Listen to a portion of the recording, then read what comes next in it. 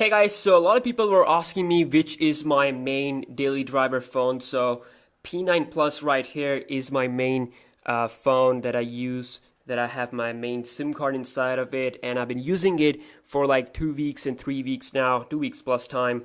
And now I am going to do a full review and talk about my experience with this phone. So I know a lot of people wanted to see this video. It's a little bit late, but anyways, let's get started. So first of all, if you talk about the price, this phone cost around $600, which is around like 62,000 PKR here in Pakistan. So yeah, it's a pretty expensive phone. It's a flagship phone. It's like the best phone from Huawei at the moment.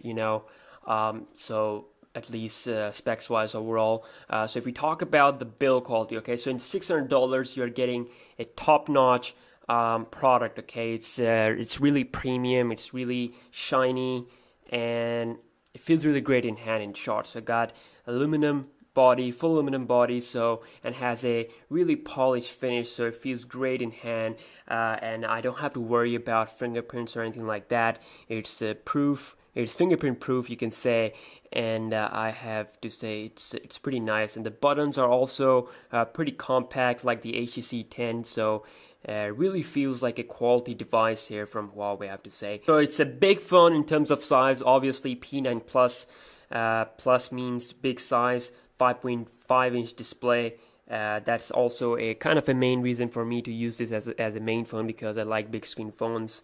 So you can see here that we do have an IR blaster on the top of this phone, which I remember, if I'm not wrong, the P9 doesn't have this. Okay, so IR blaster is a great thing. They have their own app. You can control like ton of devices, air conditioners, projectors, and stuff like that.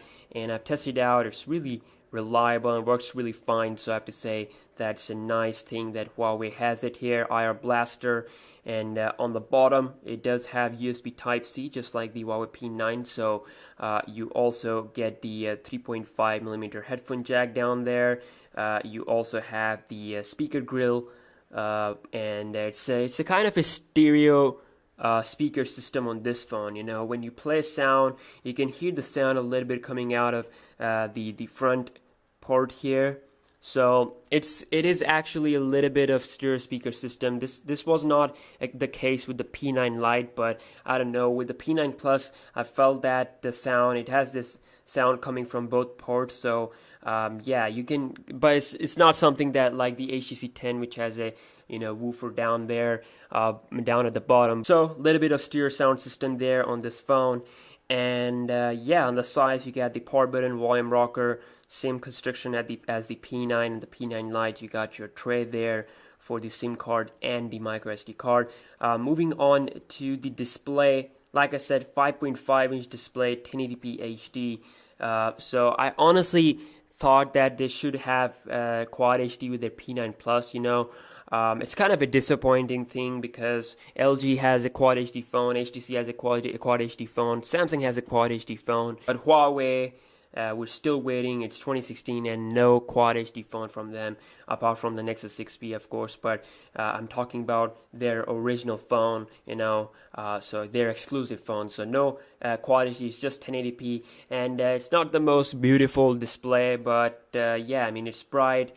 And one thing I've noticed, that it's not that much bright outdoor, like the P9, maybe because of the bigger screen size, I don't know, but felt a little bit uncomfortable in an outdoor situation, outdoor visibility wise. So I really hope that the display can get better in their upcoming flagship phone. So but it's a big phone, big device for those people who want to watch YouTube videos like I watch. So I mean, you can enjoy the media content on this big screen.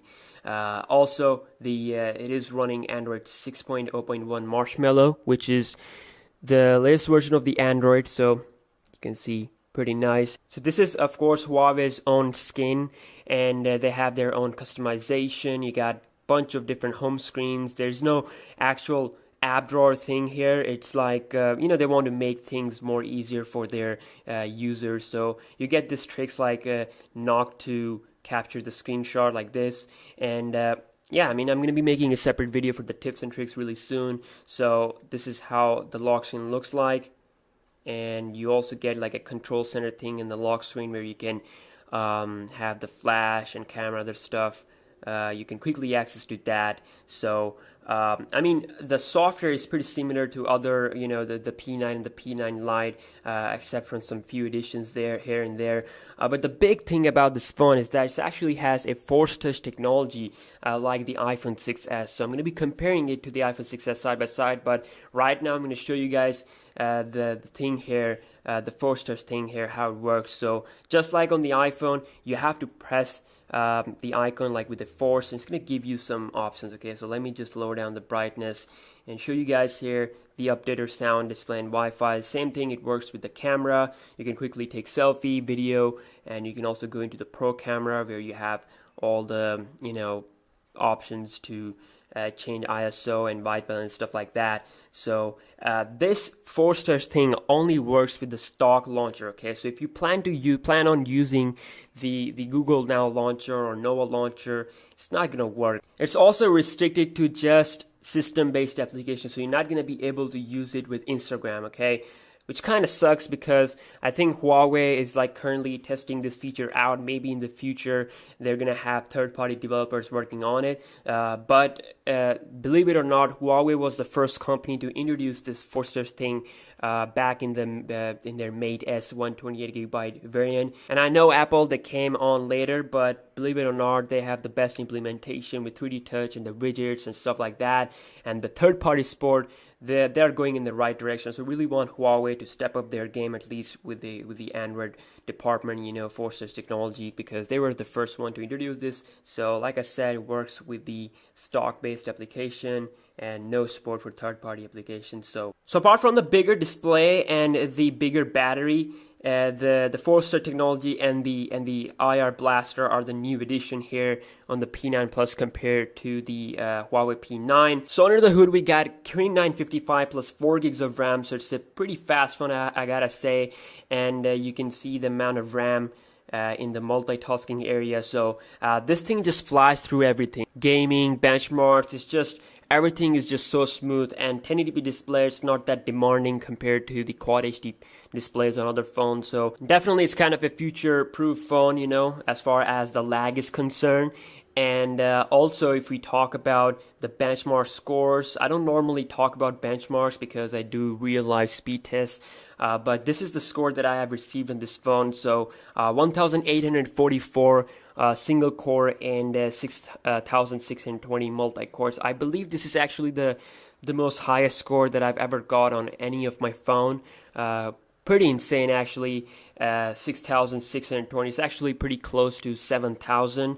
I don't know if any phone at the moment can score up to that level, but this shows that this phone is definitely pretty powerful. Huawei is offering 3,400 mAh battery with this phone, so 6 hours and 53 minutes and 13 seconds is the screen on time that I got. And on average, you can expect in between 5 to 6 hours of screen on time if you play games. Okay, this is without games, and if you're someone who don't play the games that much like me on phones, then this phone will give you a really nice battery life for about 1.5 days, so or maybe almost 2 days if you use the power saving feature. So I have to say it's pretty damn good when it comes to battery life.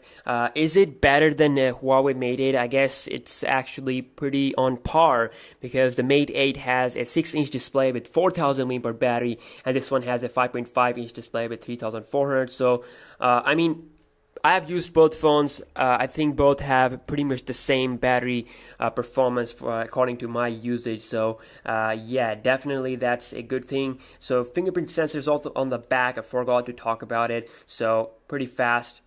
You know, it shows the animation.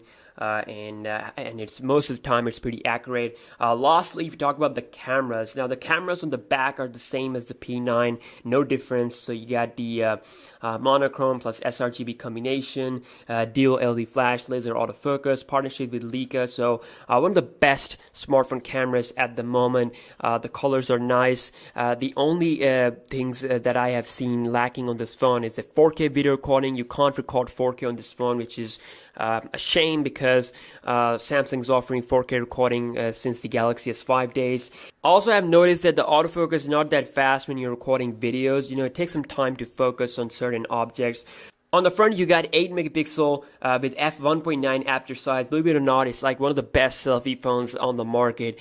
I mean, the selfies, the exposure, the way it captures light is just amazing. You can even get some pretty nice low light selfies out of this phone. And there's also a front screen flash feature where it flashes the screen to make the things brighter on the picture. So I'm really impressed by their camera UI. You know, it's a lot different compared to their older UI, which was looking a lot like iOS, but now it seems original. I mean, you got tons of options here. You can even see the microphone levels by switching on the audio control, which is great. So yeah, I mean, they have done great with the camera, but still no 4K video recording, no Quad HD display. But apart from that, this phone has pretty much everything that a flagship smartphone needs. So for $600, you can buy other devices also, like the Galaxy S7 and HTC 10. I mean, they also cost around that price point, but this phone gives you 64 gigs of internal memory,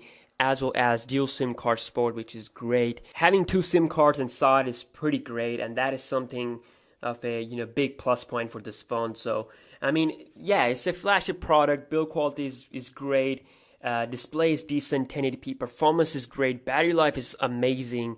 And camera is also pretty great. I have to say, this phone has, like I said, pretty much everything to be your flagship phone, your main phone.